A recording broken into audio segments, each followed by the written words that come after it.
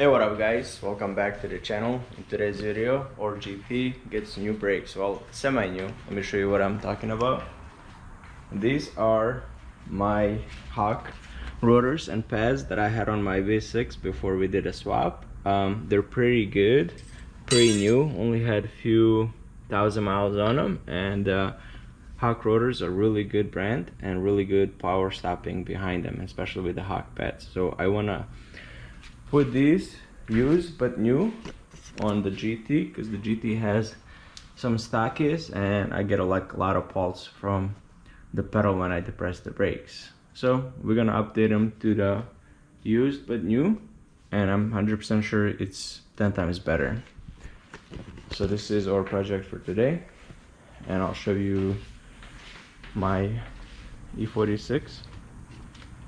Also got a Hawk Pads, but aftermarket like rotors, and the rotors are semi good because all these slots and everything, so it's making a lot of noise when you hit the brakes. However, the Mach got some power stop brakes, power stop pads. They're decent, they're not like Hawks. So alright, so let's go. Let's install the Hawk Rotors pads onto the GT and take it for a test drive. And I also got a lot of plans for this car. I want to do the Magnaflow exhaust that I had on my V6. I'm just gonna put the mufflers on it. I want to drop it up a little bit. I want to get a different wheels. Cobra hood that I have upstairs in my bedroom, believe it or not. So that's gonna go in there, but can't paint it since it's hot, so I'm gonna stick with this one for a little bit.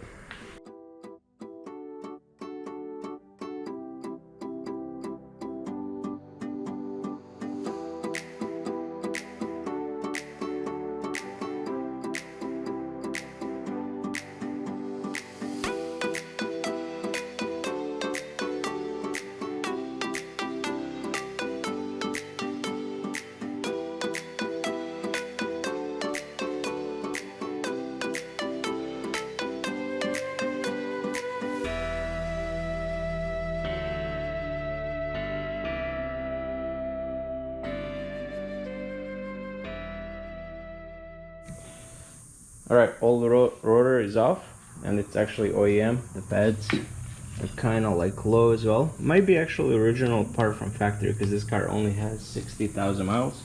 I'm gonna go ahead and put the aftermarket Hawk pads and rotors back on there right now, and I'm gonna do that one off the camera. And excuse the stupid crickets.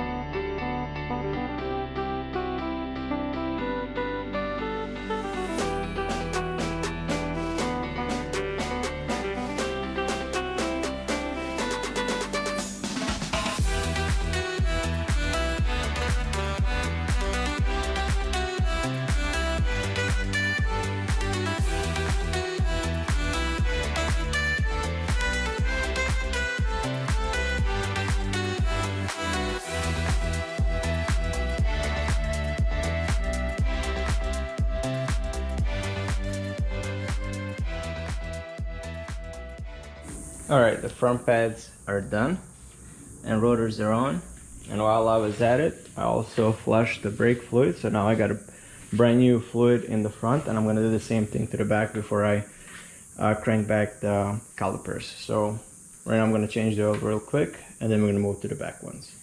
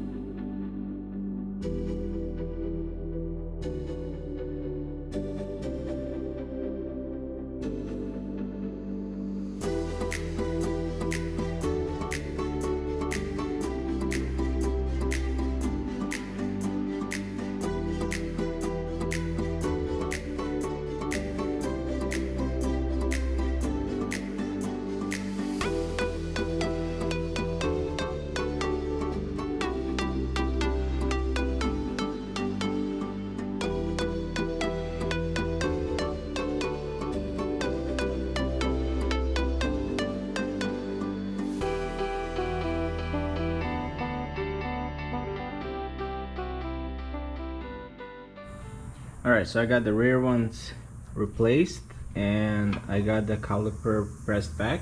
I used the C-clamp and also used the channel guide pliers, and that helped out a lot. But most of the times you can just turn this and it will go in by itself, but this time I had to use a clamp.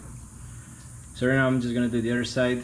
I also actually let a gravity feed the oil out, so that way it's clean oil here as well.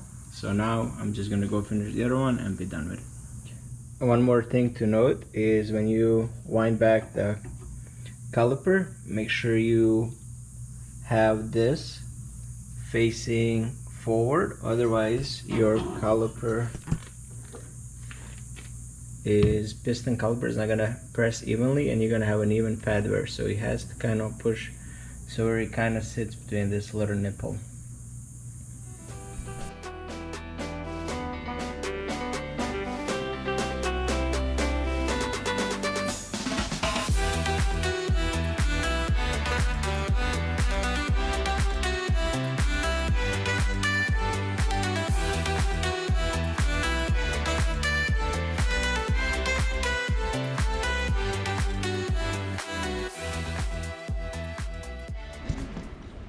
Alright, front rotors, pads are on.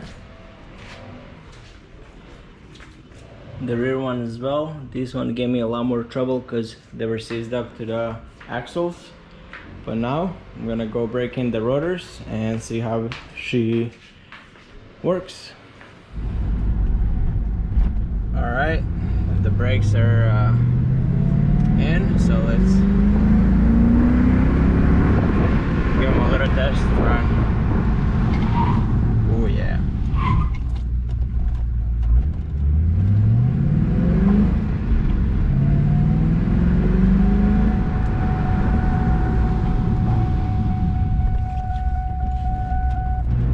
Alright, first test drive. Alright, first test run on the brakes. I already did a braking period, and now let's try them. Wow, pretty good. And that wasn't actually fully depressed. That's why I love the Hawks.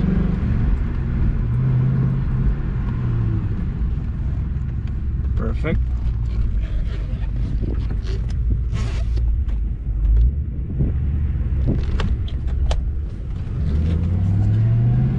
Alright, let's go to one more run.